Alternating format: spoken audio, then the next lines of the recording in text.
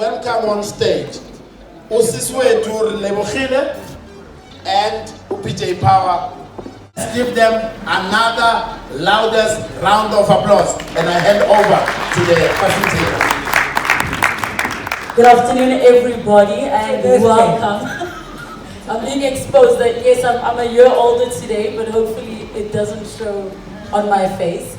But welcome to this amazing session that is going to be happening with Sis Thandeka, or you all know her as PJ Powers, but she was born Penelope Jane Dunlop, and it really, really is an honor to be able to have this conversation brought to you by BET, and we're speaking Unchained. And I think it's actually a really great space we just came from, speaking about knowing and understanding the laws and your rights, to coming into a conversation where the laws as a whole were a problem. And we had a bit of a cheeky lady that is next to me here who used the power of music to bring change. So I definitely think we're on the brink of another evolution of a different kind, but now we get an opportunity to talk about where we come from and some of the struggles that we may not have been aware of. So as I was introduced, my name is Relebohile Mabotja, and I come from a talk radio background. I'm now with Metro FM. But a lot of the conversations that we have were around race. That's what's sitting in our current affairs at the moment. We are speaking about issues of xenophobia. We're speaking about issues around women empowerment. I hope that we get the opportunity to bring those into our discussion. So I'm going to jump straight into it, and I think I will take maybe 2 breaks in between to take some rounds of questions. The previous facilitators were very, very generous. I'm not as generous with time. I will do my best though to keep it short and sweet so that we don't stumble the rest of the program. It really is an honor. Thank you, it's my honor too. Let's take it back to the 18-year-old version of self, who you had already identified that music is something that you love, but you're living in a country which is almost in 2 worlds. You get the group who we all had the same dates in our calendars, but our experiences were completely different. So what was that like for you, 18-year-old self? What was your view of the country and the world? Hi everyone. My view at 18 years old kind of is, I was a very forthright young person. I knew what I wanted to do from the age of 5. I fortunately was exposed to the wrongs, and I mean fortunately exposed to the wrongs in this country. And I think that if I had to put a name to what I feel is possibly the worst condition, is injustice. Basic injustice. And that is what I felt at 18. I was incredibly privileged, incredibly blessed, because I'd written a simple love song called You're So Good to Me. It was a rock song. I mean, my influences were from London and America and all that kind of thing. And suddenly I got a call and I was on the radio, the then Radio Zulu charts, which was incredible because it was mostly vernacular. And I got the opportunity to perform on the 31st of May, 1983 at the Jabulani Amphitheatre. And I sang You're So Good to Me, and it was the first time everybody in that audience knew every word to the song. They sang along with me. And it was the first time in my life that I felt unconditional love.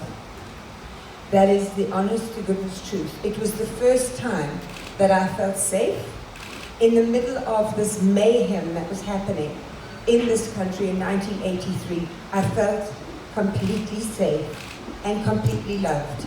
And thank you to Black South Africa, because my debt is definitely to the Black South Africans and then the rest of the continent who have loved me so much.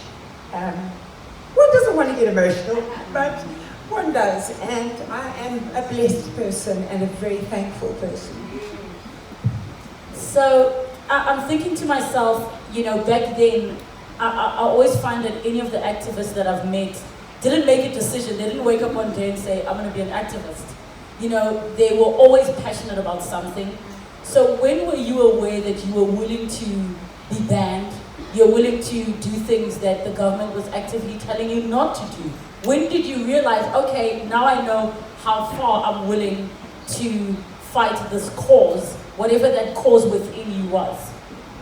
I think that gradually, as I was more and more exposed in the townships with the Lion Lager Roadshow and a whole lot of other things, that my animosity towards the regime built, and it was I was so miles away from that thinking that it wasn't, as you say, a decision that I woke up one day and I thought I'm going to fight the cause. It was a gradual, the impertinence of that government and the lack of understanding of that regime really infuriated me. It hurt me to be a white South African.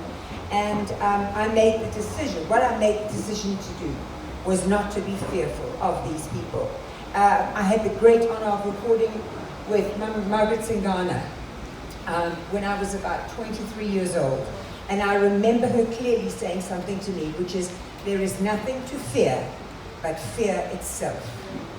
And I think that fear paralyzes people. That's what worries me about the current situation. I think that South Africa has predominantly they are, you know, I mean, we obviously, they're much more good people than the couple of evil people that are running around. But we are frozen in fear. And I don't want to bring it to today. We need to tackle our fear, because courage is not the absence of fear. It's the ability to fight with fear. That's courage. I want to fast forward to, you know, the musical content that we have today. Back then, the struggle was different to the struggle now. So some people might speak about fees must fall, data must fall, whatever it is they're passionate about. Do you, in any sense, feel that today's music has lost a little bit of its activism? And I'll use a very simple example that people expect celebrities to always have an opinion on something that's happening. But even if you have an opinion and they don't like it, now it's a problem. So it goes back to that thing of, you know, should you as a well-known figure use your platform for responsibility, or is that just a by the way that happened to be because you love music and you love to sing? I can only talk from my own experience, and that is that I find it very strange that you can live in a country like South Africa and not sing and write and talk about South African issues. I find that incredibly, that just doesn't make sense for me. So I'm not here to judge the music of today. What I can say is what I would like to see. And that is, we need to highlight the plight of women in this country. We need to highlight xenophobia. There are a lot of things. There is so much inspiration out there. And it doesn't have to be, you know, after seeing that first woman in the UDF t-shirt being necklaced, I always use Chico Twala and myself as an example. Chico wrote, I am a soldier. And I went home and wrote, there is an answer. So it doesn't always have to be a political, a mind club. It doesn't have to. You can write from a point of view of the simplicity of dealing with everyday South Africans and what their lives must be like. And if you can't put yourself in those shoes, I have no respect for you, basically. Yeah. I think you touched on something earlier to do with privilege. Those of us that, you know, if you have a smartphone, you have access to Twitter, you're about 10% of the population, which I consider privilege. So I think about a lot of the campaigns that happen, you know, now it's about xenophobia, femicide, we're all angry, you know, people are asking to come together to write songs, and I always ask myself, are the people who are actually the perpetrators receivers of the message? And if you believe they are not, how can they be receivers of the message through the different arts and the different media outlets? Because realistically, all of us in a room will sit here and say we all hate rape, yes. No one's going to stand up and say, I'm a rapist. So I'm wondering, if we're saying we hate rape or we hate this, how are we getting the message to the perpetrators? Well, I think that statistically in this country it's been proven that a very small percentage of women who are raped do actually report it. So the buck has to stop there. That has to be our first port of call, you know. And we need to arm our police stations with women who are informed and are trained in counseling and all of that stuff. With regards to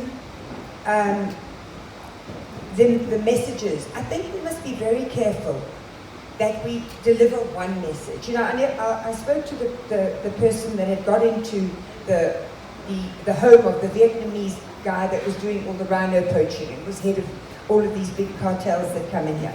And he said every person that thinks that they're doing good by doing an anti-rhino poaching campaign and housewives here and blah, blah, blah here, he said the one voice needs to lead. And women need to get on the same page and have the same message. And, you know, that's how I believe that the message we don't need it watered down by a walk here, a song there, this there. The women in 1950 that marched on the Union buildings made a huge impact because there was togetherness and there was a sense of urgency. And I think that we are living in drastic times. And I think we need to think out the box here. And we need to start walking into news stations. I would love to storm into Supersport on a Saturday afternoon while everybody's watching rugby with a placard. I'd love to get in there because I would say, now I've got your attention. So I do believe that drastic times need drastic measures. And we're in that situation right now. You have always been one for women empowerment. You're part of an all-girl band. I think that's a passion that I share with you, is just women having voices and positions and ownership and equity in an industry like ours, which is very, very difficult.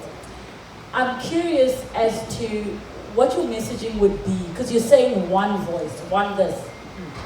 What would your messaging be as to what you were able to do back then that maybe we as the young people of today are unable to do today? Why are we so separated? Is it because we're so bombarded with different information? Is it because we're a little bit more self-centered? Is it because, why would you think that is? Because like you rightly said, there were thousands of women that marched. But today, you know, for us to just get a small gathering is a lot of work. You know, I want to take this opportunity to thank Moshito for Ingzalabang to Unchanged, because that's exactly what we're talking about. This is a visible platform and it is focusing on women. I think that what we have in today's, you know, I never thought I'd say the younger generation. I can't believe I'm saying the younger generation, because I feel young. But I do believe that there is too much me, myself, I at the moment. It's, you know, with regards to wealth, we've lost the plot of that we are on the universe to serve. That is our primary reason that we're here. And abundance comes from service. And rightly so. So I think that there needs to be a deeper thought process with regards to, and I understand that there's so much coming at us so quickly in so many different various forms that it's for me it's scary. But I have to go back to, we have to move away from a culture of me, myself, I. And we need to move towards a culture of inclusiveness and service. To our government as well, the good guys. Okay. You have had audiences that range from heads of state to royalty. You performed all around the world. Which would you say was the most pivotal moment in your career? And it could be musical or non-musical, but something that actually shifted your being. You know, I've been so blessed, so much so that a journalist in 2010 wrote, just when you thought it was safe to go to a stadium and enjoy yourself, out popped BJ Powers because of the soccer, because the Jabulani was the name of the ball, and I did, obviously, with the late WHP. I can't answer that because the 31st of May, 1983 would have to be the day that the trajectory of my life and the entire focus of my life and where I was going changed. It did a 180 degree. So that has to be. Thandeka is the highlight of my life. From a musical point of view, there's not a lot that can top walking out onto the field in '95 and representing South Africa along with Ladies with Black Mambazo with the Rugby World Cup. And using Madiba was so clever. That's why, it was such a strategy to get rid of the old flag. I remember at Newlands, at the opening, there were a lot of old flags. And by the time we got to Ellis Park, there were no old flags. What there were was Nelson, Nelson, Nelson. So it was a strategy that the ANC definitely used that month, and I feel incredibly privileged that I was part of that month that was such an important chunk in our history, politically. Okay, I'm going to take the first round of questions. So I'm going to aim for 3. Try and keep it short and sweet if possible. Okay, we've got 1 over there. 2. With a cap that is actively promoting the newly legal Dhaka. German. Yo, greetings in the Hey. house. Yeah, my name is Peking Wakadladla. Uyemsinga. Wangakithi lo bhuti wakasithole, wakasithole. So I give thanks to be here. I'm a reggae artist. Yeah, Mamthandeka Siyabonga. I used to listen when I was at school, when I was young. And I was surprised, how come this white woman or this white girl singing Zulu, Jabulani? And that was a beautiful album we had with my friend. We listened like long time. But my question is about how did you people manage to make it like even overseas? Because we are struggling, like especially reggae music here is too stunned. Like I'm signed by the overseas record label, and they can't do things like properly. It's too far communication, but they do the rest and the best. But I just want to know, how can we actually cultivate our own here at home and make it sure that it's like on the mainstream? Okay, thank you for the question. Yeah, my short answer is, Okay, thank you very much. Let me start by saying we're still enjoying your music in the theater space where we actually doing our dance and coffee dance and the likes. And we are happy that you're still here. Well, I just wanted to ask, what is your take in terms of making a clear deal between legends, veterans, transferring the skills to the young ones, women, and emerging artists to make sure that they understand all the dynamics of the industry. As we heard the previous speakers talking about all the laws that you need to understand as an artist. And what is your take to make sure that there's clear deal between the two? Thank you. Thank you. Third question. Was there a third question?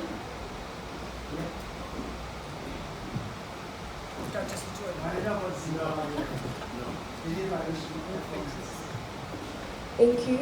Greetings to everyone. My name is Felicia and I'm a young person.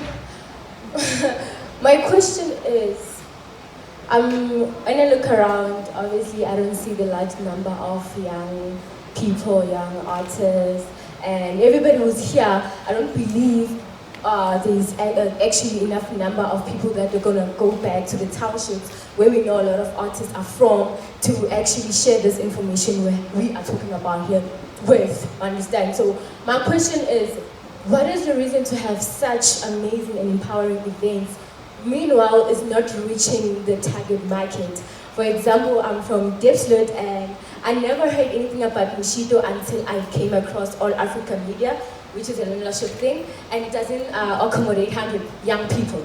Meaning I'm the only person in Diepsloot who knows about Moshido, yet I'm not even an artist, and it just hurts me to know that there are young boys in Diepsloot are fighting drug and substance abuse through music, but they cannot share their stories, real music talking about what they're going through. We only see, yeah, twag, swag, swag, you know, while real music is out there, but it's not being shared. Like, how can we deal with it? How can we take this information to the relevant people, to the relevant young people in the townships? Thank you. Thank you so much. So I'm going to work backwards just so that it's fresh in our minds. So I'm going to pick up off of the last question, which, you know, obviously Moshito will be able to answer for themselves about why venues like this are relevant. But maybe what we can ask Mathandeka is, from your perspective, I mean, do you feel like certain messaging and information is going back to the places like townships, which you're not unfamiliar with? I'm very familiar with Deep Stroke, by the way. I think that Moshito could reach more people. I do honestly believe that. And I think that perhaps toying with the idea of, you know, if Muhammad won't come to the mountain, you take the mountain to Muhammad. And maybe it would be fantastic if we got the support of big business, and next year Moshito have some splinter groups where you actually have a Moshito, a mini Moshito for a day in Deep Stroke, a mini Moshito in Alex, and you have splinter groups which are satellites of this main, the mothership, so to speak. I think that would be possibly a very good way to get that across. So it's something that I will definitely. Where have you gone? There you are. Via our platforms, particularly with young people, you know, I agree with you. Start it today. Put a post and say what you experienced today at Moshito. That will reach those people in your area, you know, and young. The second question was similar but not the same, was around transferring of skills and facilitating young people, just in terms of getting them to understand the industry, and what your personal take is on that. I just want to say thank you for the compliments. They don't fall on deaf ears, and thank you very much, as I said earlier, for the love. With regards to bridging the divide between artist and the legal side, and I think that it was very, very, very clearly put across by the panel prior to this, is that we cannot upskill ourselves enough. I need to just tell you that I'm not in a position to answer that, and I'll tell you why. Because I was ripped off for the first 15 years of my career, and I kept signing to the same person. When was I going to catch on? So I'm a late developer in that department as well, hence me asking questions of the panel. But I do believe that it is platforms exactly like this. You're sitting, you will have learned a lot this morning. And you can transfer those skills, and as I said, maybe we take the mountain to Muhammad and do a Moshito roadshow, and we reach the outlying areas. That's what a dream would be. But I'm not the right person to guide anyone at the moment. I'm looking for guidance. Then looking at the question regarding making music international, I know that the gentleman was specifically speaking about reggae music, but maybe you can speak on music in general, all genres. Everybody obviously wants to be celebrated on the international stages. What advice would you have for them? The internet and YouTube, it's a double-edged sword, because in the olden days, another phrase I never thought I'd hear myself say, but in the olden days, a record company, it would be a big deal, it would be in the newspaper if you got an international record deal. Do you remember?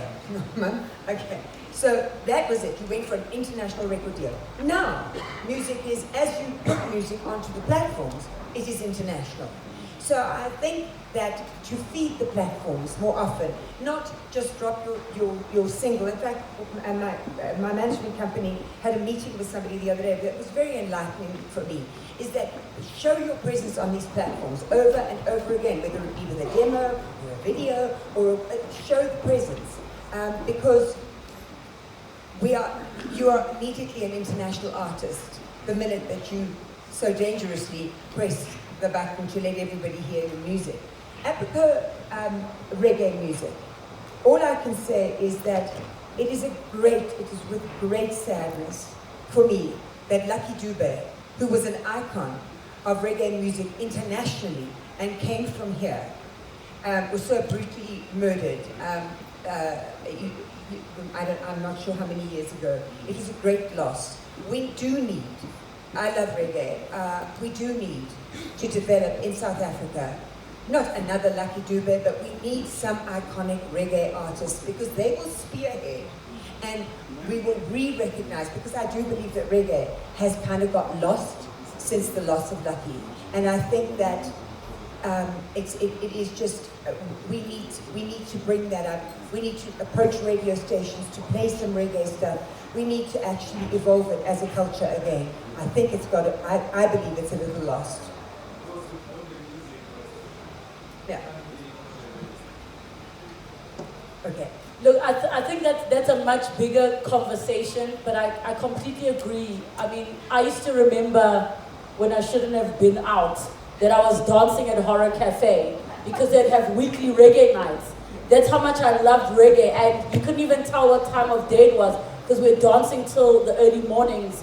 And Admiral and Jasid, I mean, used to spearhead that. So I think, again, I'm going to bring it back that, yes, we can look outside and say, what are you doing?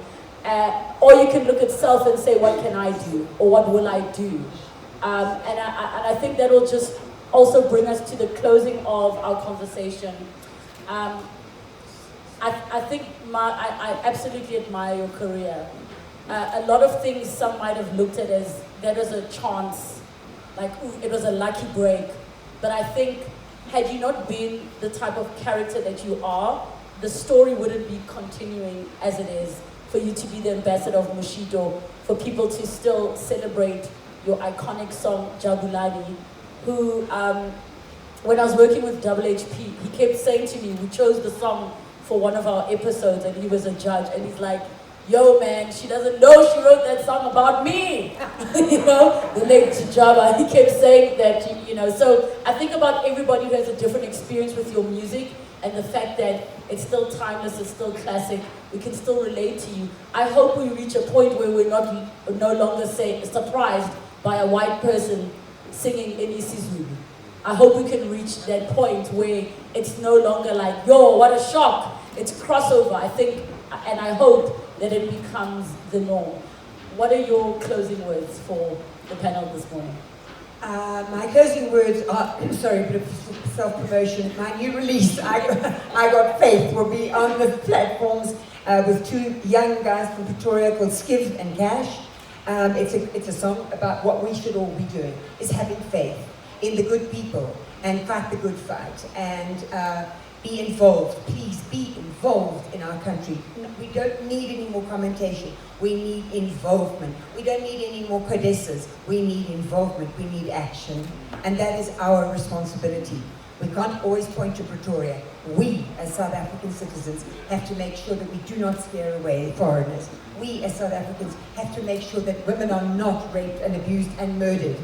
We, as South Africans, have to find a way to live together in harmony. We have to. There isn't an option. Where do we find you on social media? And you need to post more, just side note. I know. Where do we find you on Twitter, on Instagram? Oh wait, and then see me, I go, and then I go hashtag now, and then I put a space between each word. I'm getting there though.